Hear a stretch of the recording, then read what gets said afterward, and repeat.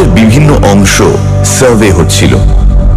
কাছারি থেকে 3 ক্রোশ দূরে বোমাইবুরুর জঙ্গলে আমাদের এক আমিন রামচন্দ্র সিং এই উপলক্ষে কিছুদিন ধরে আছে। সকালে খবর পাওয়া গেল রামচন্দ্র সিং হঠাৎ আজ 2-3 দিন হলো পাগল হয়ে গেছে। শুনে তখনই লোকজন নিয়ে সেখানে গিয়ে পৌঁছলাম।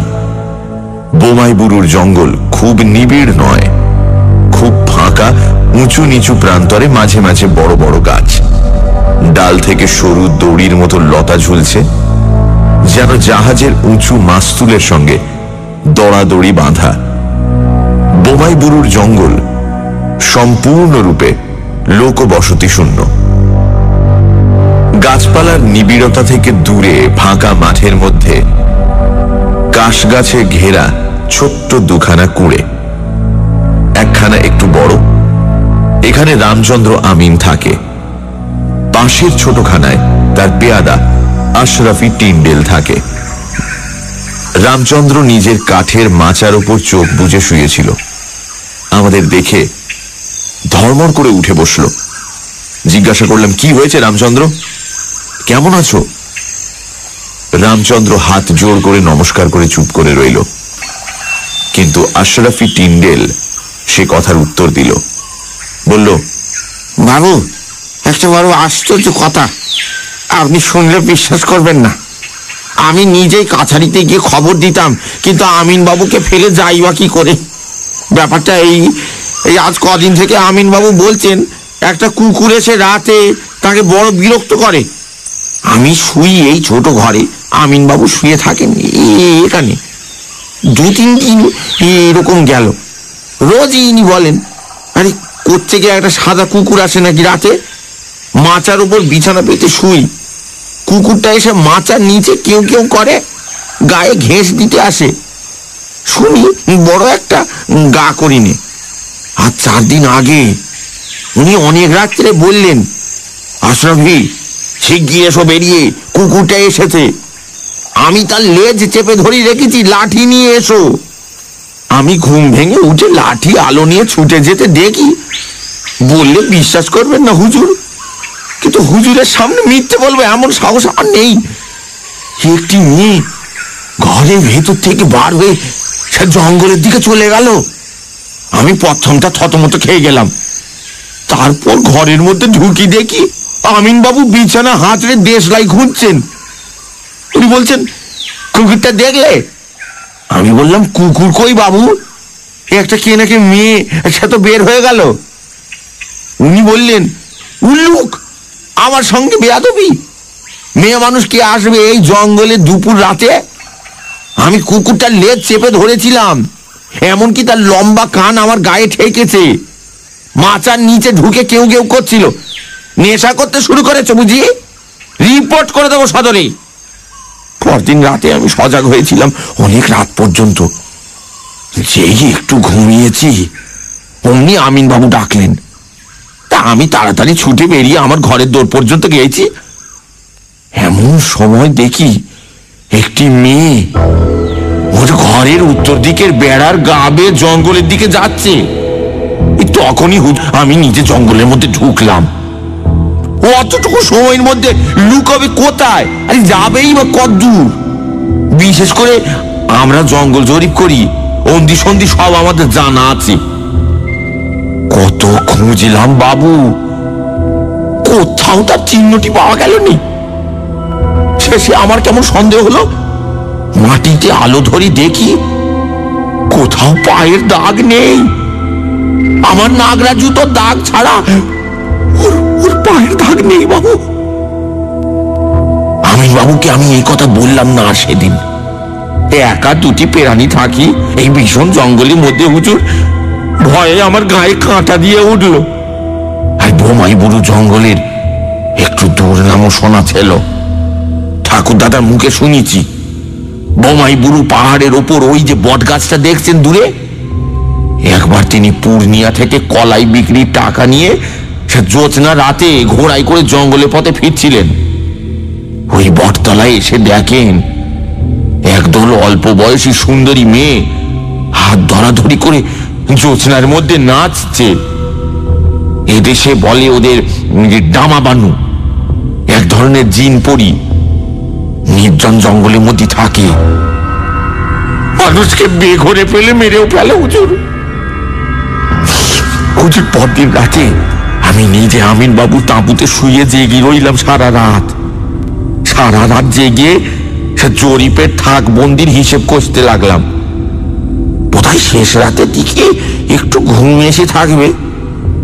হঠাৎ কাছেই একটা কিসের শব্দ শুনে মুখ তুলে চাইলাম, দেখি আমিন সাহেব ঘুমোচ্ছেন ওর খাটে, আর খাটের নিচে কি একটা ঢুকেছে।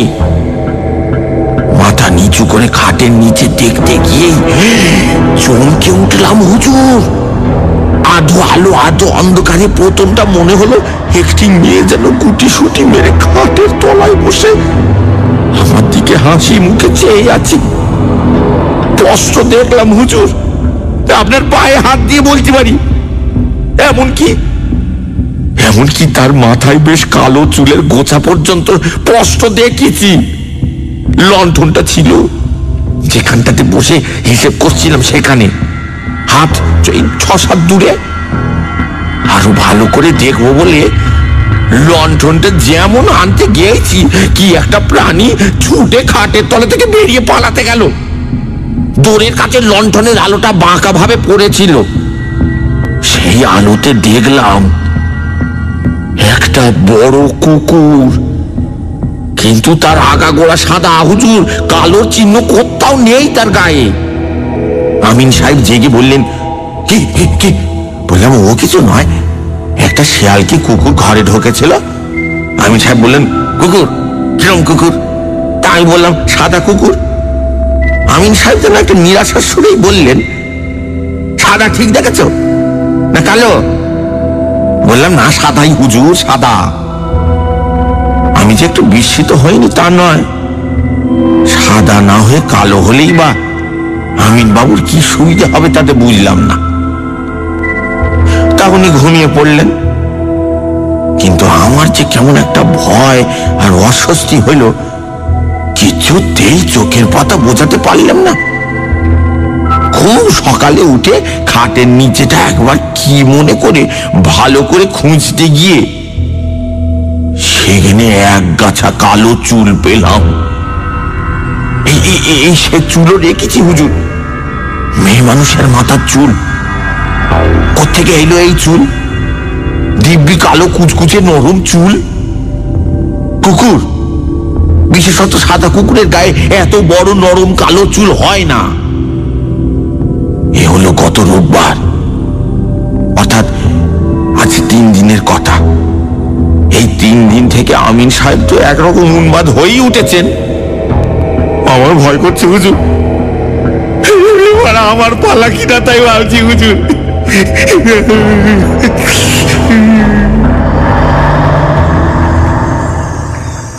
গল্পটা বেশ আষাঢ়ে গোছের বটে। সে চুলগাছি হাতে করে দেখেও কিচ্ছু বুঝতে পারলাম না। মেয়ে মানুষের মাথার চুল, সে বিষয়ে আমারও কোনো সন্দেহ রইল না। আশরাফি টিন্ডেল ছোকরা মানুষ, সে যে নেশা ভাঙ করে না, এই কথা সকলেই এক বাক্যে বলল। জনমানব শূন্য প্রান্তর ও বনঝোপের মধ্যে একমাত্র তাঁবু এই আমিনের সবচেয়ে কাছের লোকালয় হচ্ছে লবটুলিয়া, 6 মাইল দূরে। মেয়ে মানুষই বা কোথা থেকে আসতে পারে অত গভীর রাতে, বিশেষ করে যখন এই সব নির্জন বনপ্রান্তরে বাঘ ও বুনো শুয়োরের ভয়ে সন্ধ্যের পর আর লোকই বেরোয় না। যদি আশরাফি টিন্ডেলের কথা সত্যি বলে ধরে নিই, তবে ব্যাপারটা খুব রহস্যময়। অথবা এই পাণ্ডব বর্জিত দেশে, এই জনহীন বনজঙ্গল ও ধুধু প্রান্তরের মধ্যে 20 শতাব্দী তো প্রবেশের পথ খুঁজে পায়নি, 19 শতাব্দীও পেয়েছে বলে মনে হয় না। অতীত যুগের রহস্যময় অন্ধকারে এখনো এসব অঞ্চল আচ্ছন্ন। এখানে সবই সম্ভব। সেখানকার তাঁবু উঠিয়ে রামচন্দ্র, আমিন ও আশরাফি টিন্ডেলকে সদর কাছারিতে নিয়ে এলাম। রামচন্দ্রের অবস্থা দিন দিন খারাপ হতে লাগলো। ক্রমশ সে ঘোর উন্মাদ হয়ে উঠল। সারা রাত চিৎকার করে, বকে, গান গায়। ডাক্তার এনে দেখালাম, কিছুতেই কিছু হলো না। অবশেষে তার এক দাদা এসে তাকে নিয়ে গেল। এই ঘটনার একটা উপসংহার আছে, যদিও তা ঘটেছিল বর্তমান ঘটনার 7-8 মাস পরে। তবুও এখানেই তা বলে রাখি। এই ঘটনার 6 মাস পরে চৈত্র মাসের দিকে দুটি লোক কাছারিতে আমার সঙ্গে দেখা করল। একজন বৃদ্ধ, বয়স 60-65 কম নয়। অন্যটি তার ছেলে, বয়স 20-22। তাদের বাড়ি বালিয়া জেলায়। আমাদের এখানে এসেছে চৌরিমহল বলে একটা জায়গা, সেটার ইজারা নিতে। অর্থাৎ আমাদের জঙ্গলে খাজনা দিয়ে তারা গরু মোষ চড়াবে। অন্য সব চৌরিমহল তখন বিলি হয়ে গেছে। বোমাইবুরুর জঙ্গলটা তখনও খালি পড়েছিল, সেটাই বন্দোবস্ত করে দিলাম। বৃদ্ধ ছেলেকে সঙ্গে নিয়ে একদিন মহাল দেখেও এলো। খুব খুশি, বলল, খুব বড় বড় ঘাস হুজুর, বহুত আচ্ছা জঙ্গল। হুজুরের মেহরবানি না হলে ওমন জঙ্গল মিলত না। রামচন্দ্র ও আশরাফি টিন্ডেলের কথা তখন আমার মনে ছিল না। থাকলেও বৃদ্ধের কাছে সেটা হয়তো বলতাম না, কারণ ভয় পেয়ে এসে পালিয়ে গেলে জমিদারের লোকসান। স্থানীয় লোকেরা কেউই ওই জঙ্গলের ধার ঘেঁষত না। রামচন্দ্র আমিনের সেই ব্যাপারটির পরে। সানডে সাসপেন্সে আজ বিভূতিভূষণ বন্দ্যোপাধ্যায়ের লেখা বোমাইবুরুর জঙ্গলে। বোমাইবুরুর জঙ্গলে সার্ভে চলাকালীন হঠাৎ খবর পাওয়া গেল রামচন্দ্র আমিন নাকি পাগল হয়ে গেছে। লেখক খোঁজ করতে গেলেন। রামচন্দ্র একেবারে চুপ। কিন্তু ঘটনাটা কি হয়েছিল বলল আশরাফি টিন্ডেল। রামচন্দ্র বলছে, রোজ রাতে তার ঘরে একটা সাদা কুকুর এসে তাকে বিরক্ত করে। আশরাফি কুকুর খুঁজতে গিয়ে দেখল একটা মেয়ে ঘর থেকে জঙ্গলের দিকে চলে গেল, এবং সারা রাত পাহারা দিয়েও দেখল খাটের তলায় একটি মেয়ে। কিন্তু ভালো করে আলো ফেলে দেখতে গিয়ে দেখল একটা সাদা কুকুর। সকালে খাটের নিচে থেকে বের হলো এক গাছা কালো চুল। এই রহস্যময় ঘটনার পর থেকে রামচন্দ্র ক্রমে পুরো পাগল হয়ে গেল। এই ঘটনার 6 মাস পরে এক বৃদ্ধ তার ছেলেকে নিয়ে এলো ওই জঙ্গলে গরু মোষ চড়াবে বলে। লেখক তাদের রামচন্দ্র ও টিন্ডেলের ঘটনাটা জানালেন। তারপর মাসখানেক পরে বৈশাখের গোড়ায় একদিন বৃদ্ধ লোকটি কাছারিতে এসে হাজির। ভীষণ রাগি রাগি ভাব। তার পেছনে সেই ছেলেটি কাঁচুমাচু ভাবে দাঁড়িয়ে। জিজ্ঞেস করলাম, কি ব্যাপার? বৃদ্ধ রাগে কাঁপতে কাঁপতে বলল, এই বাঁদরটাকে নিয়ে এলাম হুজুরের কাছে দরবার করতে। ওকে আপনি পা থেকে খুলে 25 জুতো মারুন, ও জব্দ হয়ে যাবে। কি হয়েছে? কি হুজুরের কাছে বলতে লজ্জা করে। এই বান্দর এখানে এসে পর্যন্ত বিগড়ে যাচ্ছে। আমি 7-8 দিন প্রায় লক্ষ্য করছি। লজ্জা করে বলতে হুজুর, লজ্জা করে। প্রায় মেয়ে মানুষ ঘর থেকে বার হয়ে যায় হুজুর। একটা মাত্র খুপড়ি হুজুর, 8 হাত লম্বা হবে। ওখানেই আমরা দুজনে শুই। আমার আঁখে ধুলো দিতে পারাও সোজা কোথা নয়। 2 দিন যখন দেখলাম তখন ওকে জিজ্ঞেস করলাম, ও একেবারে গাছ থেকে পড়লো হুজুর। বলে, কই, আমি তো কিছু জানি না। আরো 2 দিন যখন দেখলাম তখন একদিন দিলাম আচ্ছা করে ওকে মার, আর চোখের সামনে বিগড়ে যাবে ছেলে।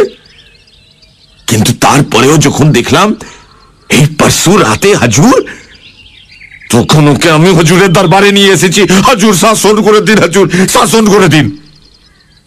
হঠাৎ রামচন্দ্র আমিনের কথা মনে পড়ে গেল। জিজ্ঞাসা করলাম, কত রাতে দেখেছ? প্রায় শেষ রাতের দিকে হুজুর, এই রাতের 2-1 ঘড়ি বাকি থাকতে। ঠিক দেখেছ? মেয়ে মানুষ? হুজুর, আমার চোখের তেজ এখনো তো তোর কম হয়নি। জরুর মেয়ে মানুষ, এই বয়সেও কম। কোনদিন পরনে সাদা ধোয়া শাড়ি, কোনদিন বা লাল, কবি কালো। একদিন মেয়ে মানুষটা বেরিয়ে যেতেই আমি পিছু পিছু গেলাম। কাছের জঙ্গলের মধ্যে কোথায় পালিয়ে গেল বুঝতে পারলাম না হুজুর। ফিরে এসে দেখি ছেলে যেন আমার খুব ঘুমের ভান করে পড়ে রয়েছে।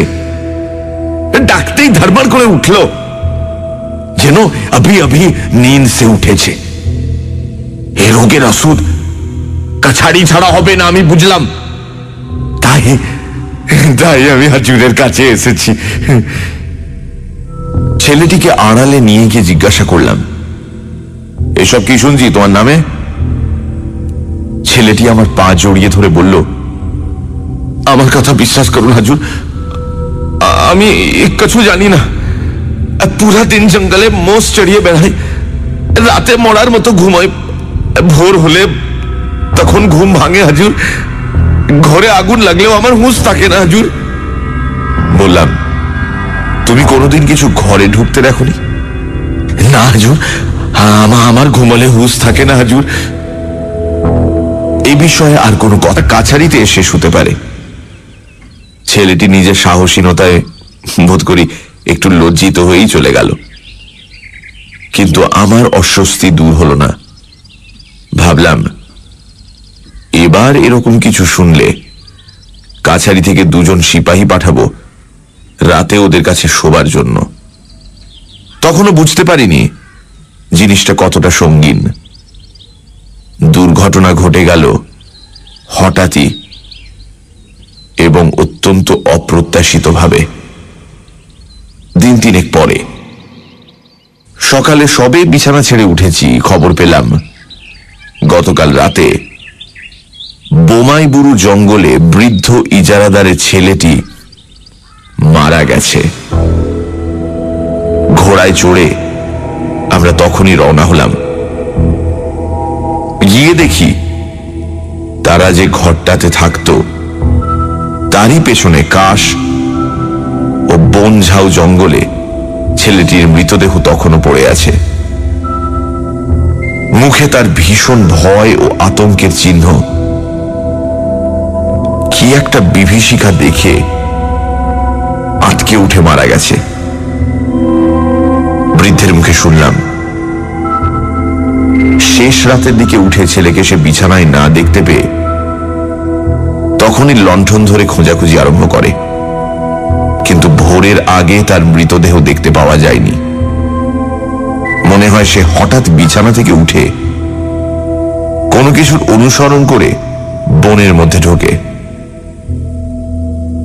কারণ মৃতদেহের কাছেই একটা মোটা লাঠি ও লণ্ঠন পড়েছিল। কিসের অনুসরণ করে সে বনের মধ্যে রাতে একা এসেছিল সেটা বলা শক্ত, কারণ নরম বালিমাটির উপর ছেলেটির পায়ের দাগ ছাড়া অন্য কোনো পায়ের দাগ নেই, না মানুষ না জানোয়ারের। মৃতদেহেও কোন রকম আঘাতের চিহ্ন ছিল না। বোমাইবুরু জঙ্গলের এই রহস্যময় ব্যাপারের কোনো মীমাংসাই হয়নি। পুলিশ এসে কিছু করতে না পেরে ফিরে গেল।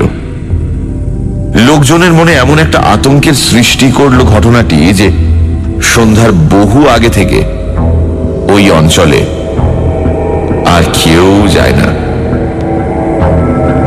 দিন কতক তো এমন হলো যে কাছারিতে একলা নিজের ঘরটিতে শুয়ে বাইরের ধপধপে সাদা ছায়াহীন উদাস নির্জন জ্যোৎস্না রাতের দিকে চেয়ে কেমন একটা অজানা আতঙ্কে প্রাণ কেঁপে উঠত। মনে হতো কলকাতায় পালাই, এসব জায়গা ভালো নয়। এর জ্যোৎস্না ভরা নৈশ প্রকৃতি রূপকথার রাক্ষসী রানীর মতো। তোমার আমাকে ভুলিয়ে বেরে নিয়ে গিয়ে মেরে ফেলবে। যেন এসব স্থান মানুষের বাসভূমি নয় বটে, কিন্তু আলাদা আলাদা লোকের রহস্যময় অশরীরী প্রাণীদের রাজ্য। বহুকাল ধরে তারাই বসবাস করে আসছিল। আজ হঠাৎ তাদের সেই গোপন রাজ্যে মানুষের অনধিকার প্রবেশ তারা পছন্দ করেনি। সুযোগ পেলেই প্রতিহিংসা নিতে ছাড়বে না।